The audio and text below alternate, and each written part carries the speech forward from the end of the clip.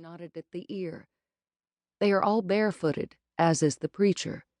The babies are allowed to crawl about the floor and offer remarks of their own, and dogs may stay if they behave. Margaret had few illusions about the relative enlightenment of her own culture.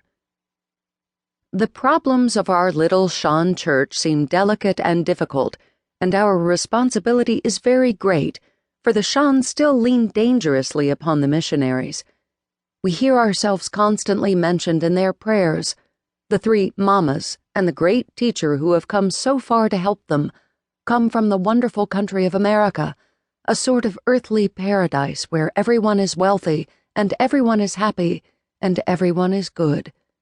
Would you feel flattered in our places, or would you feel deeply humiliated, as we do? It was a sentiment that my mother's mother, Helen, would have echoed.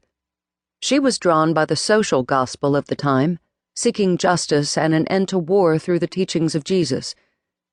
The brilliant daughter of an impoverished Ohio minister, Helen served at a mission school for girls in Japan, where she met and married my grandfather David, a Christian teacher with a burning desire to right wrong. Imperialism and exploitation, he wrote. Spheres of influence, trade barriers, unequal distribution of the world's goods, starvation in the midst of plenty, slums with gold coasts next door, poverty supporting luxury. These are marks of an unchristian world. After completing work together for the divinity degree, a degree Helen was not awarded because of her sex, my grandparents went to Iraq in 1929 with the United Mission in Mesopotamia, traveling through Lebanon and Syria, eating with tribal sheiks in tents, visiting the Kurdish north, and nursing my mother through various fevers in a Baghdad home overgrown with roses. One of my mother's first memories was of lying in her crib, listening to the group of British and American missionaries stationed in Baghdad, singing the hymn of their calling. Shall we, whose souls are lighted with wisdom from on high, shall we to men benighted the lamp of life deny? In the baby book she kept for my mother, Helen wrote the homey details of daily life amid the exotic. You were thrilled at eating dinner in a Mascus hotel and sleeping in a big bed.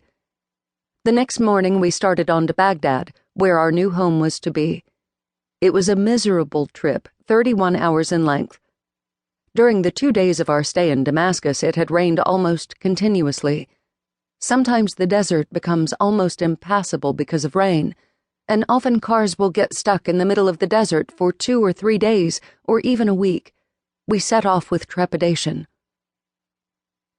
Returning home, the young minister and his wife took a church in Baltimore and began to integrate it. As difficult as it may often have felt to be a missionary in a strange land, it was unspeakably harder to anger and disappoint white Americans of their own class and background. But they persisted, moving to Missouri, then New York, joining with the prophetic left wing of the American church in a battle for civil rights that would last their lives. Both sets of grandparents grew more firmly rooted in the ecumenical movement, fighting the conservative and evangelical forces of their day.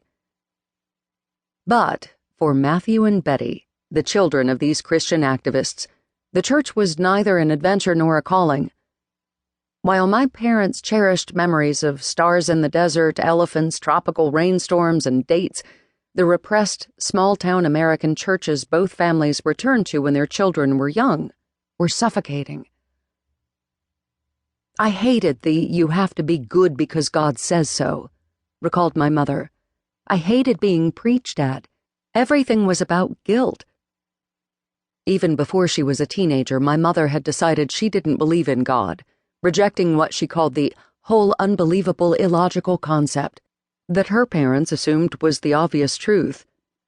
She didn't believe in angels, she didn't believe in heaven, she didn't believe that dead people would come magically back to life.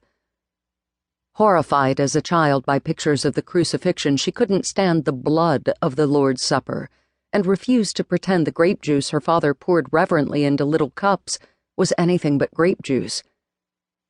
"You'll grow up and see," my grandmother told her. It was inconceivable to Helen, or to my father's parents, who had written out prayers for him to recite.